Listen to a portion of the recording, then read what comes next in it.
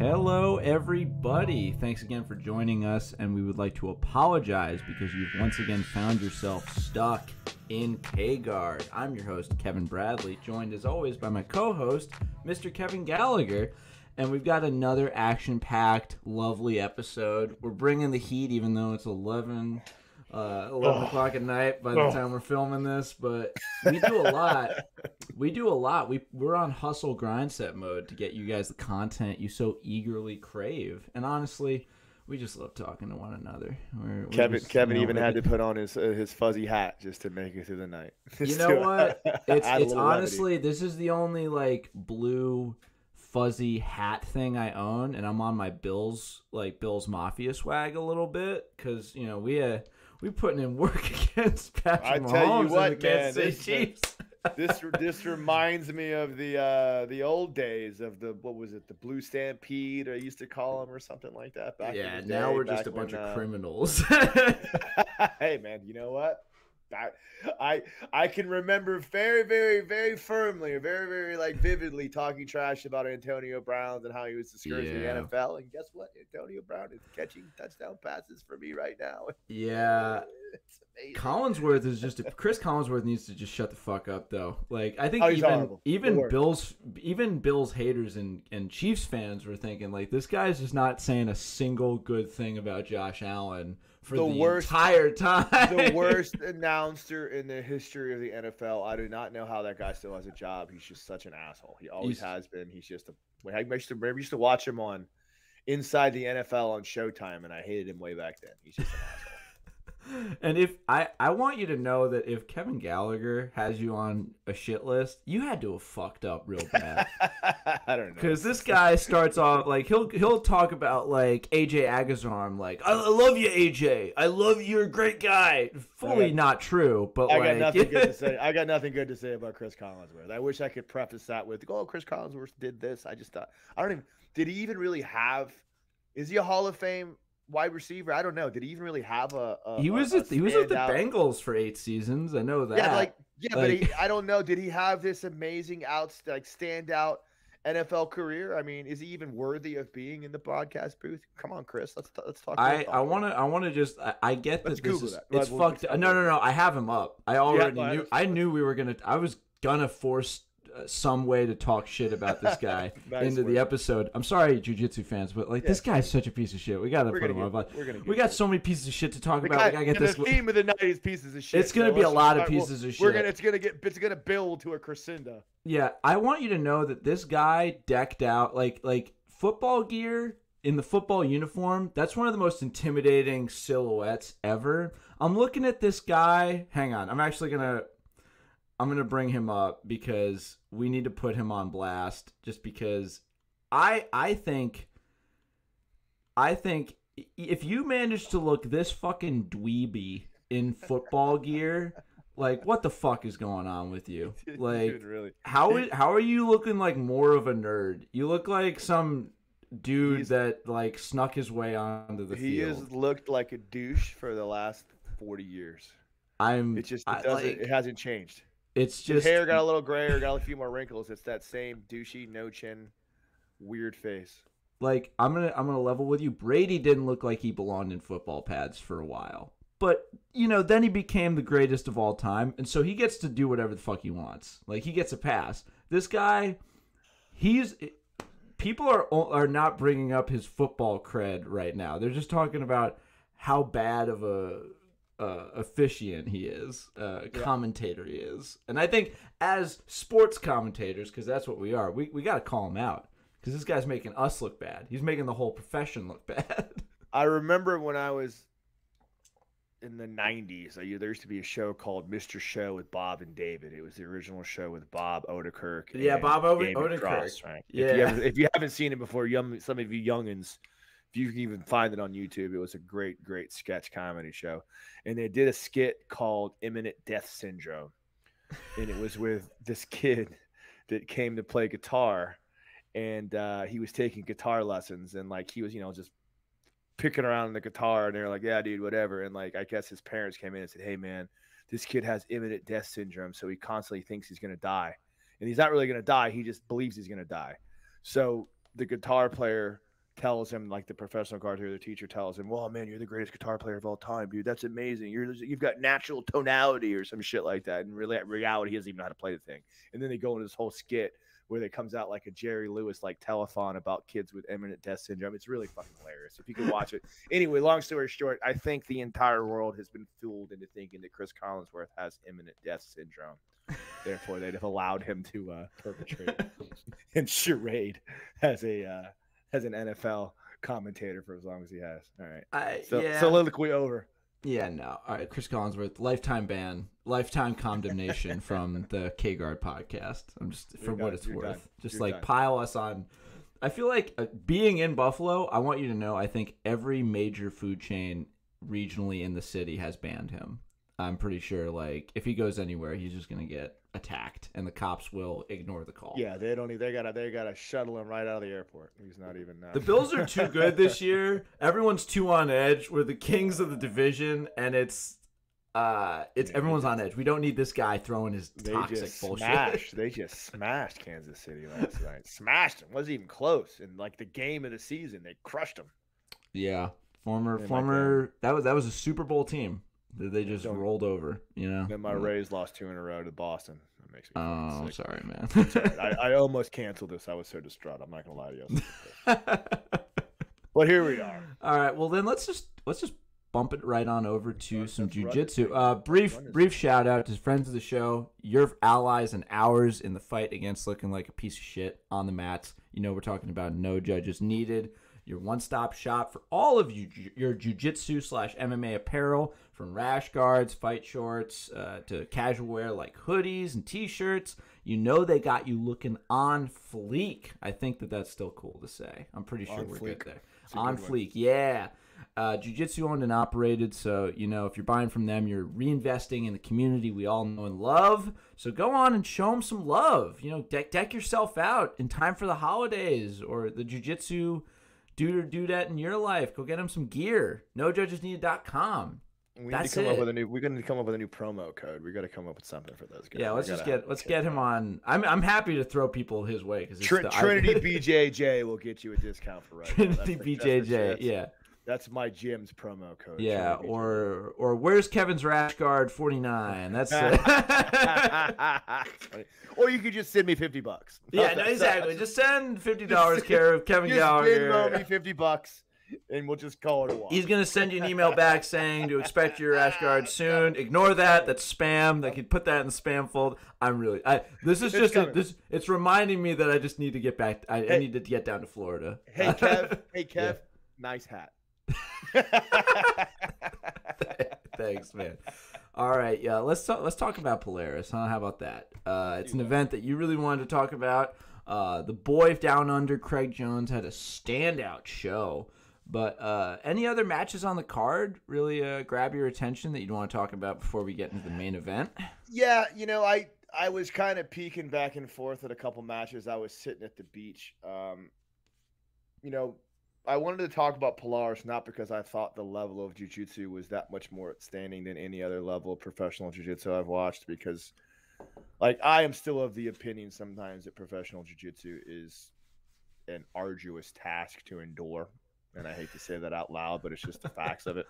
And this has come from someone that loves and cherishes jiu-jitsu. I think the things that separates professional jiu-jitsu competitions from one another are the intangibles, the announcing, the production value, the platform they're shown on, all the things that really separate one from the other. And I just think that Polaris, from what I saw of Polaris this weekend, it really seemed to me like they had their shit together. Yeah. I still think Fight Pass is the best platform for an event. I think their events have been kind of lacking lately. I want to say I love SUG, but it's getting, we're going to talk about that later. It's getting a little ridiculous. I liked. I love you, Mason, but yeah, exactly. I loved the announcing was very professional, and even more than very professional, it seemed very unbiased. I think a lot of times when you watch the WNO, it's very obvious that they have their favorites, and it's just they're trying too hard to make it exciting. They're getting too like I saw very professional announcing through the Polaris, very calm, centered, intelligent announcing. The production value was awesome. The the head announcer, the guy that was calling everybody out, the showstopper guy. I can't think of the word for it. He was awesome. Yeah. Fight Pass is where it's at, man. It's still the best platform for viewing fighter footage, and I think Polaris is by far the best show out there right now. Yeah, I think we're getting to a point where we're sort of reaching a plateau with regards to the different quality among the different major promotions, and that does worry me a little bit. But Polaris is a solid event. I don't really think. I mean, hang on, what was it? Was it Polaris? Yeah, Polaris Squads. My favorite match of all time, and I mean this, my favorite, and I'm biased, but my favorite matches of all time was Polaris Squads with our boy Dinu Bukulet hitting the inside guard Ezekiel choke. Because everyone was sort of just in a trance as it was happening, like, nah, that's not going to go. And then opponent just completely knocked out, and the guy walks off. Like, stole the show, incredible, like... It's the first match I was out of my seat for. It's the first jiu-jitsu match I got out of my seat and started jumping around like a little girl. So far, Polaris has a notch on my belt that no other promotions managed to hit quite yet. Although Vinny Magalhaes getting his leg broke does come pretty close. That was rough. You remember that? That was a rough one to watch. Yeah. I just think if we want to talk about the complete package, something that as someone that has never seen a jiu-jitsu event before, would sit down and watch a Polaris event, I think it's the most polished thing we've seen yet. I think Kasai was pretty close. Yeah. I think it's the most overall polished, uncringy professional jiu-jitsu event I've seen so far, and I think they did a great job with it. And I'm excited that COVID is taking a backseat and allowing these guys to be able to put these shows back on again. Yeah, before we get into the main event, we also should talk about the co-main, Kendall. Phenomenal performance as well. I all these different rule sets kind of reminds me that, like, I know ONE FC, I don't know if they still do like grappling matches on their cards, but I remember that was where Gary Tonin first competed for them, was in a grappling match, like on one of their MMA cards. What rule set were they using? Like, were they using Golden Point? Like, I don't even remember. I don't even remember either. I assume it was some form of submission only. Polaris was doing submission only with a ref's decision, and there was some kind of criteria. I don't remember what the criteria was, but it's whatever they decide to put the criteria together. And that makes a big difference. Yeah. In a submission only match, what the criteria for the judge's decision is, because a lot of times you don't see submissions in a 10-minute match. It just doesn't happen. There's not enough time to develop it. Now, you famously repeated the net worth of the UFC on the last episode. How, and this shows a lack of faith in our own sport, I suppose, but how much do you think that net worth would immediately plummet if on a major UFC card, like numbered UFC event, they just had a grappling match on the undercard? they just had AJ Agazarm versus. Oh, you mean on like a UFC event, or? Yeah, they had a UFC card, but they did a ONE FC thing where they just had a grappling match. I don't want to say it's never going to happen, because I don't think it'll ever happen. But it's just, there's no benefit to Dana White to do that. He doesn't. The reason why ONE FC and some of these smaller events do that is because they're trying to attract a new market with some kind of a gimmick.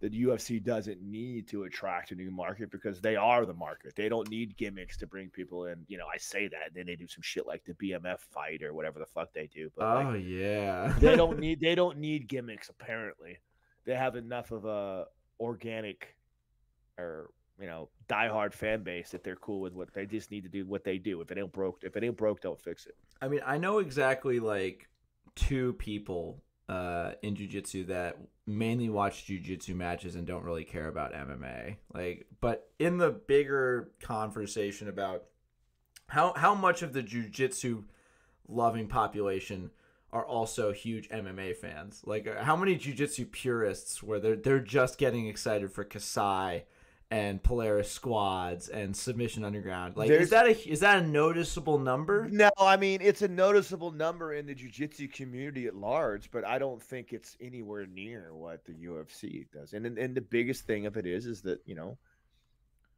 Brazilian jiu-jitsu, as much as I always want to say this, and I love my professional athletes. I really do. I'm so happy that they have a platform to do their sport and get paid to do that and be able to travel and have fun doing that. It's amazing that we've grown to this point. I just don't see a world where professional jiu-jitsu becomes anything more than a sport that people that love jiu-jitsu go to watch. And I think they do it sometimes, like, just because they feel like they're supposed to. I hate to say it. I don't know, but I'm also get bored watching goddamn MMA fights most of the time too. Like, if I go to watch an MMA event, I'm super stoked and I get a couple beers in me. Then by the time the main event comes around, I'm always like, Jesus fucking Christ, when the hell can we get out of here? All right, guys, it's 12:30. Yeah, way past my bedtime. I don't even give a shit. You know what's fun though? I'm like, we waited this long. I'm gonna stay, but I really would rather just go home. You know what's fun though is the cards that take place, you know, places where time zones allow for you to like have like catch a fight at 7:30. You know, matinee, I'm all about it. Hell yeah, I'm old now, baby. I haven't caught a 1FC live in a while, but like in college, there would be times I'd wake up on a Saturday and it's like Saturday morning cartoons where I'm like, oh, I woke up just in time to catch the main event on a 1FC card. Hell yeah, right. Let's do it. All right, you want to talk about the main and co-main real quick? Yeah, man. You know, I missed the Kendall rushing match because I didn't have my phone out in time and I was out in the water and I came back and put it. I was literally laying under. The only reason I watched it is because I was at the beach hanging out. Yeah, I had my phone and I was like, oh shit, let me turn my phone on. And I was like, oh shit, Polaris is on. I got a little reminder. It said Polaris starts now. And I was like, oh, let me watch some fucking Polaris. So I laid underneath a beach gazebo. I mean, a lot of people. I caught the highlights, and I will say it was a little bit more of an exciting finish than the main event. No offense to Craig, because that she did well. She did well in the WNL last weekend too, right? Or 2 weeks ago, didn't she? Yeah. I think she beat Aaron in her and Harp in the first round. I think she did. Yeah. No, it's Kendall's definitely one to watch. She's always game. That's definitely something you could say about like this whole crop of like the top females in the sport right now. Oh, they're really running through it. Tough female girl. There's some tough female grapplers out there, man. There's some really tough female grapplers out there. Yeah, no, I just last week didn't she beat Gabby too? Didn't she beat Gabby Garcia? Kendall Rushing, didn't she do well against Gabby Garcia? Kendall, I don't remember.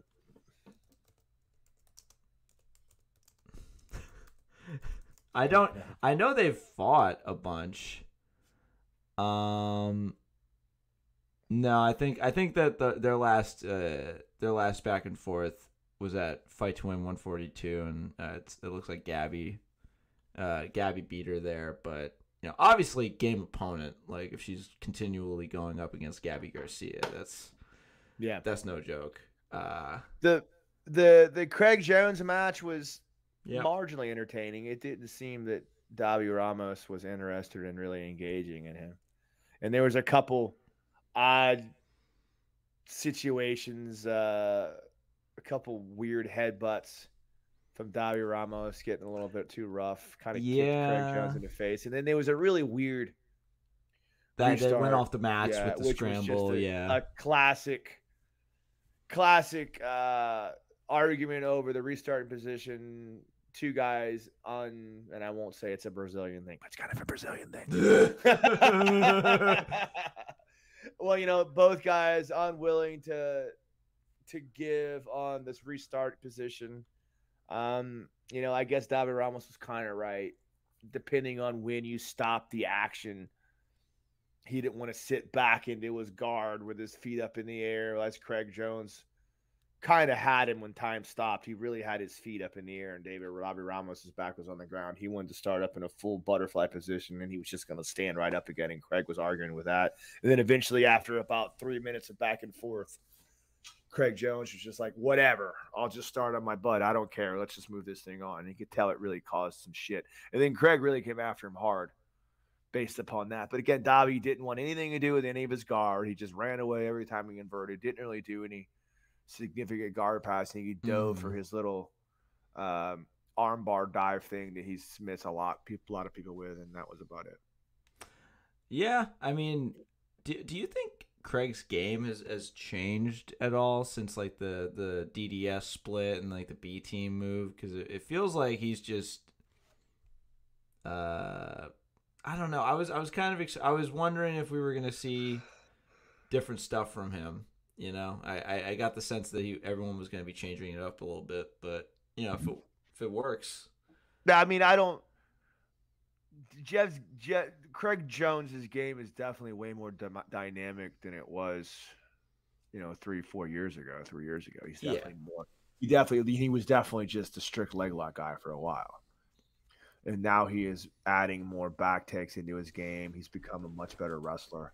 Yeah, he's becoming much more complete grappler, which is what you need to do to compete at the highest levels anymore. There's no such thing as being a one-trick pony. You just can't do that anymore. You have to be able to be well-versed in all aspects of grappling to be able to compete at that level. And Craig Jones definitely has that game. I just really believe that Davi Ramos didn't bring out the best in him. If it was a points match, it would have been a different scenario because Davi would have had more upside to working harder for positional dominance. Instead, he just kind of sat there, and then every time Greg tried to engage, he ran away. It's definitely a weird situation, but props to both of them. And again, solid event. Really, just I think Polaris doesn't really get a lot of it. Polaris never seems to get any attention for bad events. No one ever really calls out subpar showings. Like the things usually clip along pretty well. And I'm hoping we get to see another squad soon. I can't remember if one got announced. Yeah, one is announced. They did. They announced another team. Yeah, I can't remember what it was, but I think it's Richie. The Richie and Boogie or Gio and Boogie are on it. I think like Team America, Team Europe again. Team American, Team Europe thing. It's cool. I just Polaris is not really getting the. Maybe they will in the future. Hopefully, it gets more claim, more clout. I don't know why it wouldn't. Everybody wants to go to Austin. I want to take a trip to fucking London. Hey guys, you want to put me on a show? I'll love it, dude. What do you want? There's nothing I want more to take a fucking free 4-day trip to London. Dude, you gotta go. You gotta go hang out with our guy Freddie V. Fred Voskruner. He had his MMA debut. If you remember. Big blonde guy. I don't know if you remember. Oh yeah, I do. From Germany. Yeah, learned MMA from a video game. Yeah, that's right. He had to finish. Hey, Freddie, come back on the come back. Yeah, we're doing a new thing now. We'd love to talk to you. I'll beat you in UFC Undisputed 3. How about that? It's the only time I could beat you up. That's great. Oh man. Hey, so do you want to? What do you want to talk about? We could shout out Russell Brand real quick. Did you hear about him? Russell Brand got his purple belt. Yeah. Good I still want to like that guy. It's tough. I just can't. It's hard. It's hard. I love the guy, but he's just anytime these people claim to be these spirit gurus, it's usually Fugazi. Yeah, you're just some actor that quit smoking crack. Yeah. But hey, listen. Listen, like that's tough. That's tough. A tough journey. Yeah. I get it, but it's just I don't know. I just feel like I feel bad. I just feel like it's someone that spouts madness to people that aren't that intelligent. Oh, Jesus Christ. Am I going down that? I apologize. Sorry to anyone out there that thinks Russell Brand is the Messiah. Yeah. So we could then it looks like we're going to be talking about some of the more controversial news. Well, let's talk about the big fight this weekend. Let's talk about then we'll get to that. I want to save that for the end because I don't want to get too pissy before we forget to talk about Tyson Fury. Deontay Wilder. Geez. Yeah. I can't believe I didn't even think to bring that up I in the forgot. beginning. Yeah, I thought we One of talked the- about that. I wanted to one talk of about that a the little bit. It's being called one of the greatest heavyweight boxing matches in a generation. Tyson Fury cementing his place. He didn't need to cement his place. Re-cementing his place in history as one of the greats. Absolutely going to war with Deontay Wilder. Gets knocked down twice. It's a vicious 11-round slog, but Tyson Fury, like the Undertaker, just keeps getting back up. Flatlines Wilder in the 11th. Leaving everybody just out of their seats. What a fight. Kev, I've been watching. I mean, I came up watching boxing. I've been watching boxing since I was a kid. I've been watching boxing for probably 35, 40 years. Like, no shit. I can remember some of my fondest memories were watching old Sugar Ray Leonard fights and Mike Tyson fights when I was a kid with my dad, on HBO. I used to put them on HBO. It wasn't even on pay-per-view. It was on HBO. And this was unquestionably one of the best heavyweight fights I've ever seen in my life. I still believe that the quality of boxing in the heavyweight division is nowhere near what it used to be in its glory days. I mean, these guys are all – Tyson Fury is the closest thing to a true boxer in the heavyweight that we have anymore. Everybody else is just kind of like one-trip ponies. They're all power shot guys, and they try to throw the big bombs. And I feel like Ruiz is another one. Yeah. Ruiz is he's a little bit more of a strategist. I think Joshua doesn't get enough credit for his. I mean, obviously, this is coming from a very, very neophyte boxing fan. Like, you don't trust my takes on this. Gonna fully tell you. I'm just telling. We'd be remiss if we didn't bring up what an absolute banger that fight was. Oh no, I mean, don't get me wrong. It was an amazing fight. Yeah. I'm prefacing it by saying I just don't like that. The trajectory of professional boxing in general right now. I think these guys are just, I don't know. They don't really box anymore. I think it's just a whole societal thing. It's these guys are getting paid too much money. It's a different game. It's a different world. Do you think the same could be said about you're talking about the heavyweights, but what about guys in the lighter divisions like Canelo? Do you think that pure boxing still exists there? Yeah, I think so. The heavyweight division is a little bit different phenomenon, though, and I think that maybe Deontay Wilder is the exception to that. I think Deontay Wilder is kind of what's really causing that flip, because Deontay Wilder is 100% a one-trick pony. He throws that big overhand right. Goddamn, is it not just a death touch? If he hits you with that thing, it's done for him. I mean, hey, is it his fault if it works? No, not at all. Nothing at all. I'm giving a blanket analysis of what I feel like is happening in the heavyweight division anymore. However, this fight was amazing. You had 100%. You had two guys that were attempting to solidify their legacy, and cement their legacy as the greatest heavyweight fighters of all time. And Tyson Fury has a very legitimate claim to that throne at this point. And if Deontay Wilder comes back after a loss to Tyson Fury and regains the heavyweight title and then becomes a linear champ, he can say, well, you know what? Wilder got me once. I went back and avenged that loss, and now I stand on top of the world. And he goes on and fights the other guy, Anthony Joshua, and hopefully beats him. So both of these guys had that drama, and you could tell that from the start. They both came to fight for the whole damn fight. Yeah, this was definitely the best version of both of them that we'd seen, because a lot of people saying their first match, Tyson Fury coming off a lot of personal issues and demons that he had to put away.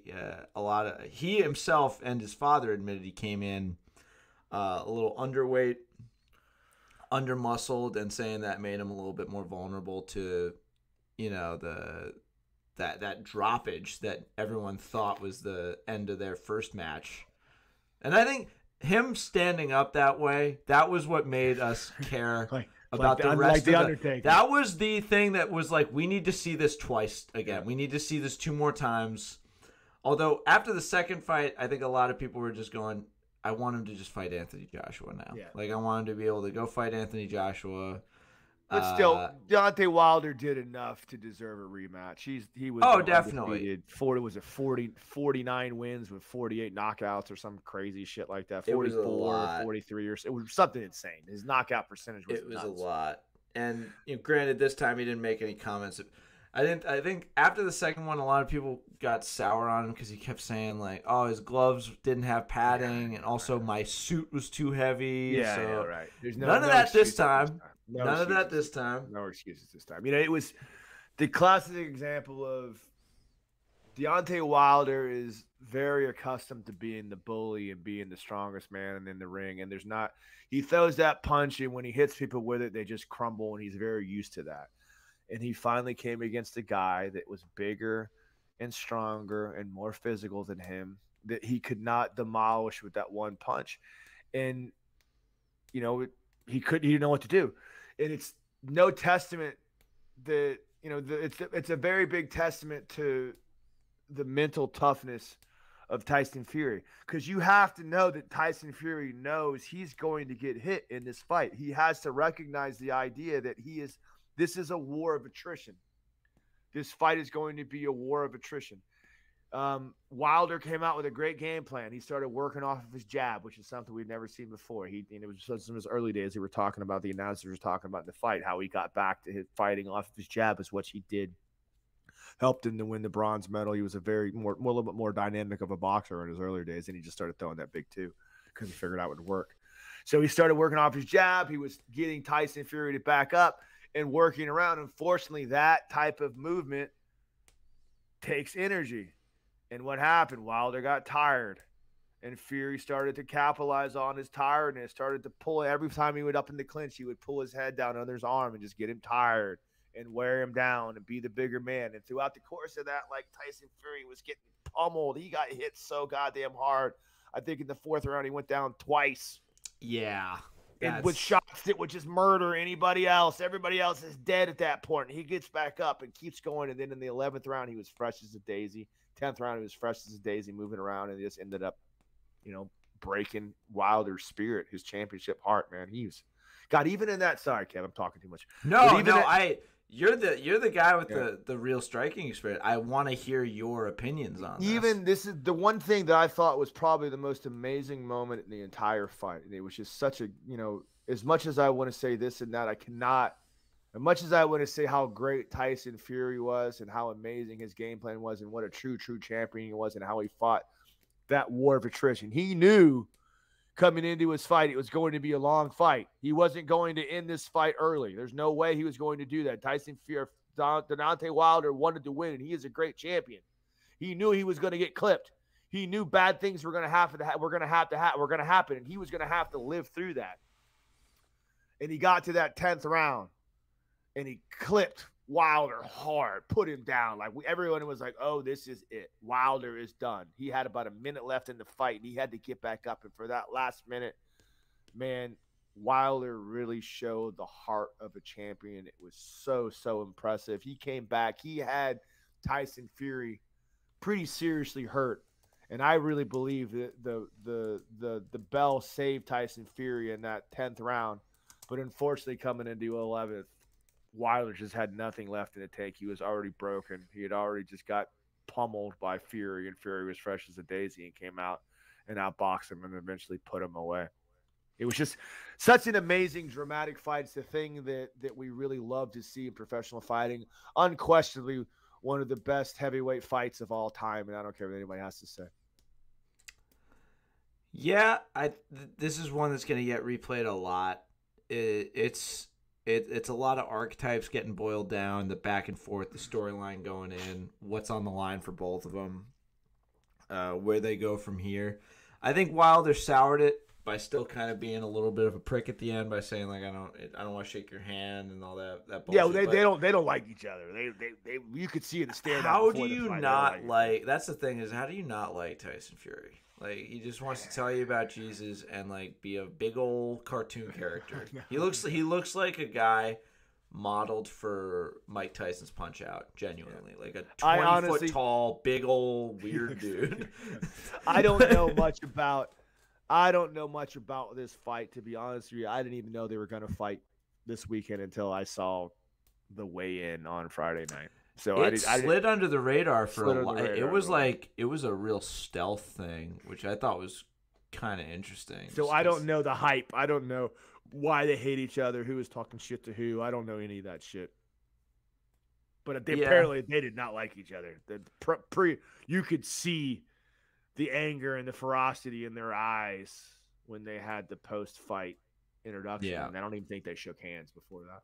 Yeah, I think a part of it stems from the fact that Wilder knew he got, like, in the mind of everybody, he got beat 3 times. You know, it's not a draw and 2 losses. It's you lost 3 times. But well, even the first one was close. But it was closer, but like no one was no one was happy with that decision. No. You know, if you I can easily take my mind back to that moment, to those days, and remember everyone just going, "You robbed us of like this ultimate come from behind story with Fury and like his battles with depression and like substance abuse." And obviously the fact that he did what he did after all of that, like first fight after a mental break, and it's a war where you get up like the Undertaker. The Undertaker is saying you're the Undertaker. Like, that was the first time that we've ever seen someone get leveled by a Deontay Wilder punch and get back up again. Yeah, like it was hey, it's what I do. And then you could see the look in Wilder's face after that knockdown. Literally, he's like, nah. Turning around with his hand up in the air because like 99.99999% of the world is dead after that punch. And like he's professional. Like he knows when he's got someone on the button. You know, like I would imagine like. Oh, that like the minute it connects, you're just like, yeah, that's it. And he thought just like everybody else, it was done with. And he turned back around, and you could just see the defeated look in his face, and that defeated look carried over to the second fight, and then eventually to the third fight. Now the third fight, he came out and really fought like a champion. You have to give him credit because he fought his ass off in that fight, but he just was not enough. Tyson Fury is just a better man, brother. And so there's nothing to be said bad about that. Tyson Fury is just quite a man. Tyson Fury, phenomenal job. And, dude, whatever you do next, man, come over to MMA. Fuck it. There was some rumblings about that a little while. Dude, he was training with Darren Till. He was fucking around with Darren Till. He ain't gonna do fucking MMA. He makes too much goddamn. He probably make fucking $50-60 million. He throws one kick. No, but he throws one kick and he finds out he's a champion level kickboxer. Like he's just like, I'm good at this too. Shit, bro. Just go watch some MMA events. Go shake hands. Get paid. I'm not gonna lie. Tank's running a little low, and we do have one huge thing we gotta talk about. So we still got 10 minutes left. 15 minutes. So Pride of Florida Fight Sports had a really great weekend. Cyborg won a pretty big match. Everyone's real happy about it because age is just a number. He's nearly 50, and he's winning this big tournament. And 40, 40. Yeah, sorry. 40. He looks old. I'm nearly 50. He's only 40. Yeah. So, what are your thoughts on this, Kev? So, Jesus Christ, I'm not in a very good place tonight either. So I hope I don't fucking turn this into a goddamn nuclear explosion. But I'm gonna try to take. Oh no, that'd be bad. Yeah, I know. I'm gonna try to take a deep breath and get my mind straight about this. Yeah. First of all, like, congratulations to everyone that competed at the Worlds this weekend. It's a great event, and I'm very happy for everyone that competed and did well. And I'm actually not even disturbed by the fact that the Fight Sports team did well. Like, I don't care about that. Like, I really am not upset with any of those guys for competing. I know a bunch of the guys compete under the Fight Sports thing. Donino's amazing. He's a Masters competitor. Cyborg, amazing jiu-jitsu. All the other guys that went out there and did well, did fight under them in Fighter's Choice, and all the other people that have Fight Sport affiliations that went out there when my buddy Rob Schaefer won a purple belt world championship. Rob Schaefer is so jacked. Like, having met him, Yeah, he's awesome. I've trained with him, rolled with him. He's really so jacked. He's a monster. He's got a crazy story too. I'd love to have him on the podcast.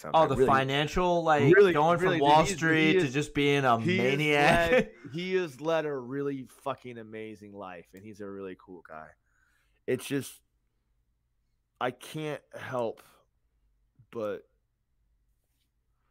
like think about the complete and total disregard and the complete and total lack of compassion towards the entirety of the jiu-jitsu world that will forget the fact that fight sports is 100% culpable in the assistance of a pedophile to leave our country. And it is hidden and it's shuffled beneath the rugs. And not only that, like their complete and total disregard for caring for a young child that was molested under their banner and, statutory raped under their banner.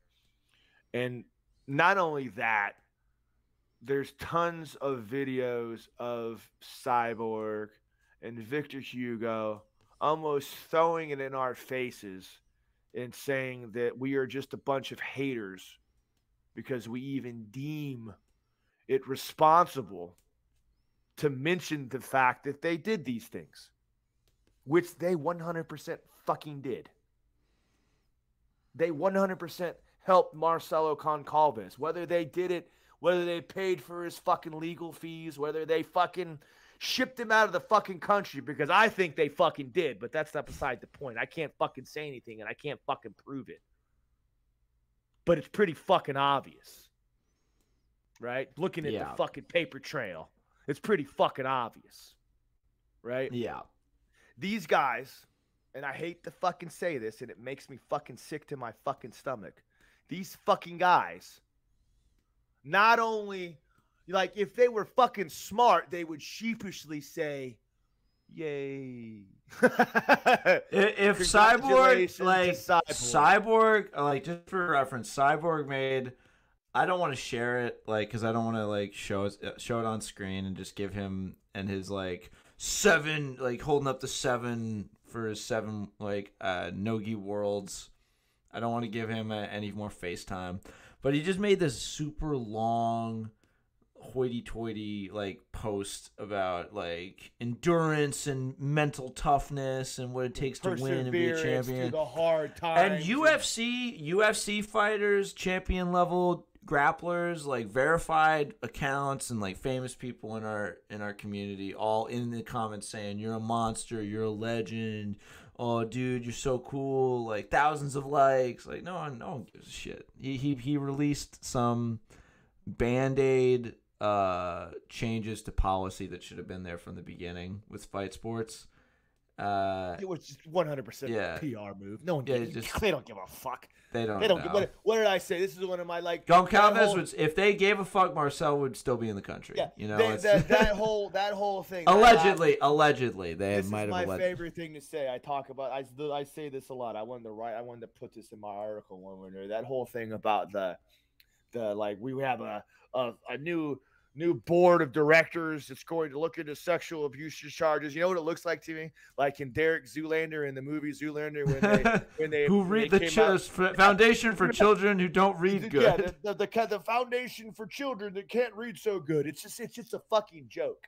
It's a fucking joke.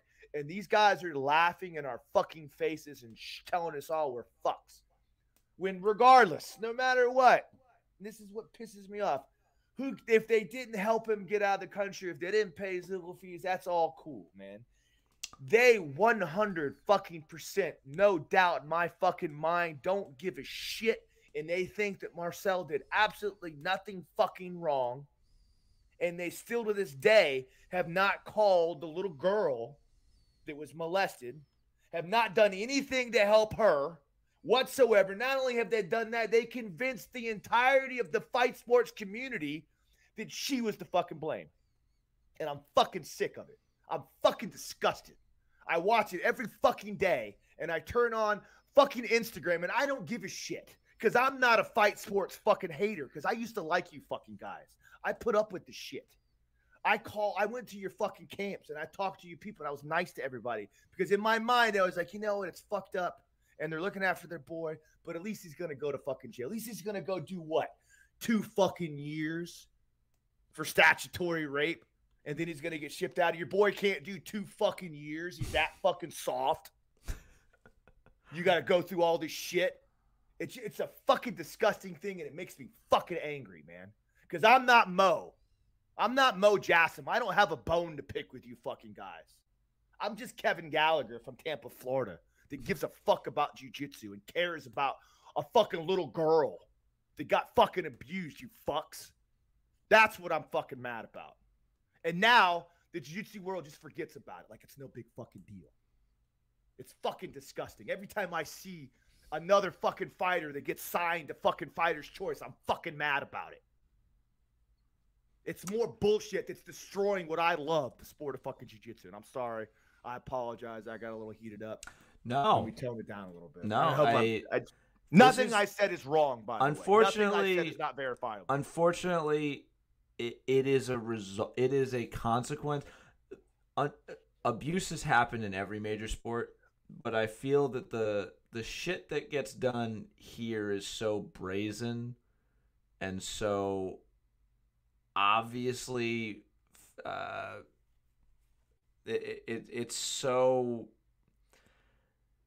it's just so out in the open, you know. And no one cares. Yeah, no, it's such a small niche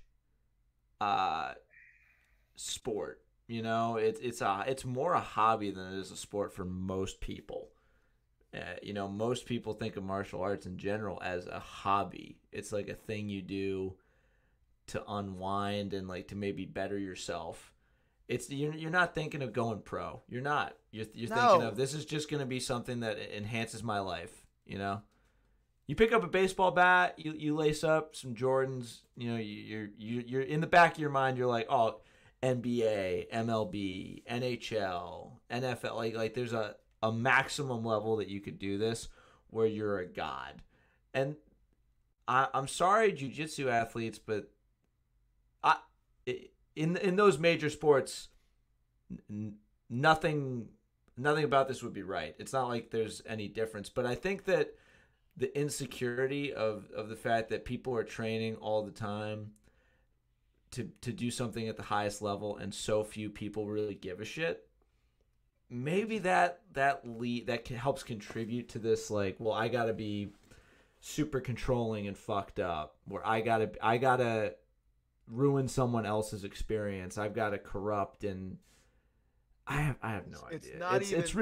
It's like they're going on the offensive, Kev, and that's the fucked up part. They're not just saying, if they just, God, it's so fucking infuriating. If they just fucking said, we are fucking sorry. You know what sucks? This isn't about haters. No one's fucking hating on you. I love your jiu-jitsu. Congratulations. You guys are awesome at fucking jiu-jitsu. We'd love to talk about Cyborg's good jiu-jitsu. Yeah, you're horrible fucking human beings. Yeah. And you're fucking thugs that are looking in the face of everyone else and trying to convince us that you did nothing wrong because you're trying to convince yourself that you did nothing wrong. Woody Allen made some really great funny movies, but if you talk about Woody Allen and all you talk about are some of the movies he's made that you really like, and that's it, people are going to start to wonder where your priorities are. Because, hey, you know, he did some really fucked up shit. You know, maybe you should talk about that. Brett Weinstein was he's a phenomenal producer. You know, he's got some of the best movies ever. You know, he's helped produce, help getting made. Yes, but, you know, you got to talk about the other thing too, right? The more important thing, that this is something that this is what they don't understand, that the shit that's happened behind the scenes that's been brought to light, the abuses, they're more important than jiu-jitsu. They always will be. They're more important than any sport, any physical achievement, any athletic endeavor, any accolade. It's more important than that. And it should be. You know, we shouldn't be arguing like, oh, can't we just talk about his jiu-jitsu? Can't we talk about how good his foot sweeps are? No, we can't do that. You shouldn't you shouldn't be so in love with a sport or a discipline that you're just going to turn a blind eye to like horrible abuses, horrible tragedies that will stay with people forever. I can't even. I'm just so angry, Kevin. I just can't. Every time I see fight sports people, like they were Fighter's Choice was the premier sponsor for the We Defy organization gala. It disgusts me. Cyborg was there standing next to the We Defy people taking pictures. I see it on Instagram. Like they're doing all of these things for PR to cover up the fact that they still have not done anything to help the little fucking girl. Their lawyers are probably really in their ear telling them not to do that. You know, I think I don't care, Kev. I don't care anymore. I hope to fucking Christ that I hope that things come out, and I hope that I heard some stuff about New York Times articles and all those other things like that. I hope they're true. And I hope that they dig deep and they find out where all the money's coming from and everything pieces together and they fucking sink this fucking ship. Because I'm fucking sick of seeing it, man, because they're fucking assholes. All you had to do was apologize and come fucking clean and do the right thing, and you haven't fucking done that yet because you don't give a fuck. And you just say, we already did it. Why do we keep talking about this? Because it's not fucking done yet. Yeah, it's... All right, I'm tired. They helped contribute to some little girl getting molested, and you shouldn't care about how good someone is at jiu-jitsu. No, how good you are at jiu-jitsu at a fucking game isn't important anymore. No one gives a shit. Yeah, that's... No one gives a fuck if you're donating money to the We Defy organization. That's very nice, very charitable. Thank you very much. You're still a piece of shit. I know we gotta wrap it up, but I gotta ask. So as the guy in Florida, a big name guy with a school in the same state as all the shit that's happening, has their position in Florida jiu-jitsu changed at all? Are they still held in the same? They're still held in the same regard, like. Yeah, man, it's unfortunate because the new cycle is already gone through. No one cares anymore. They're already won the world. It's just that story was hot for 2-3 weeks, and then it just cycled back through again, and we all fucking forgot. And that's just how it works. And that's the unfortunate piece of it. And I'm here to try to make sure that we don't forget it. I reposted the story to my Facebook page again that I wrote a couple of months ago.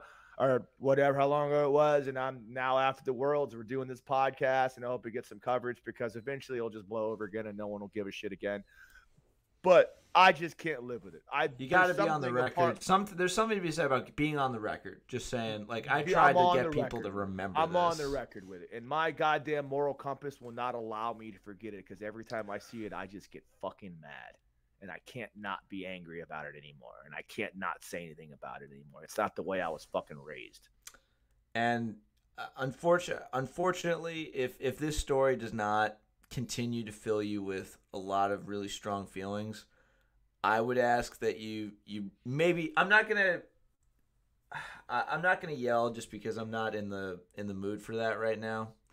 I yell a lot, but I would just want you to look at yourself and look at your priorities and what you think is important, and maybe see if that's where you want to be. Because listen, you can change. I have to believe that the people out there, most of them that are in the paint defending Cyborg, they're just in a bad spot, and they want to like things. They want to have this hobby of theirs be perfect and nice, and Cyborg's just really good at jiu-jitsu.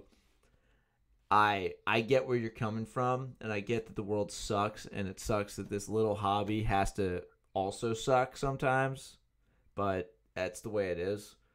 But, we're here for you. It sucks. It's not good. No one, this is not a fight. I don't care. I don't want to fight. And you guys the fight sports people, you shouldn't be thinking of this as a fight. You should be listening to what we're saying and doing something about it instead of bullshit.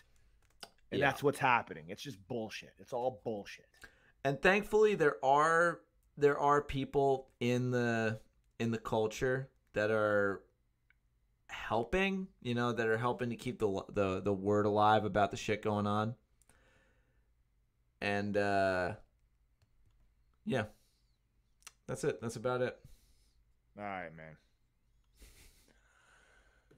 I love you, homie. All right. I'll see you, brother. that is it for this episode of Stuck in K-Guard. Obviously, a little bit of a somber note to end on, but hey, look, there are good people out there doing this sport, and hey, Kev, real quick, they make themselves known. Nice hat. Fuck you. Go Bills. Oh, man. All right. Well, obviously, a few quick plugs. Go check the Uncle Coach Kevin blog. Link in the description. Thanks to Chris Noonan for providing the beats. He is the beat master for most of the stuff we do here on Under Pressure TV. So check out his Spotify down below. Audio versions of this podcast down below. Go share them, like them, retweet them. If you like the stuff we do here, please give us a like, subscribe, hit that notification bell, let you know when all of our stuff is going live, and we're going to be putting out more stuff, more content. If you have anything you'd love to see, drop us a comment down below. Don't be a dick in the comments. Any fight sports fans, just steer clear because you're not. This isn't for you. Bring it. I don't give a fuck. Fucking bring it. Fucking bring it. You know what? Honestly, every time you click, we get more fucking whatever. Yeah. Our POS goes up or whatever the fucking number is. One of the hosts on this show has thrown too many people out of bars in Florida to give a shit about what you have to Thanks say. for the engagements. Yeah. So, and that's about it. And we will see you the next time you find yourself stuck in K-Guard. Good night.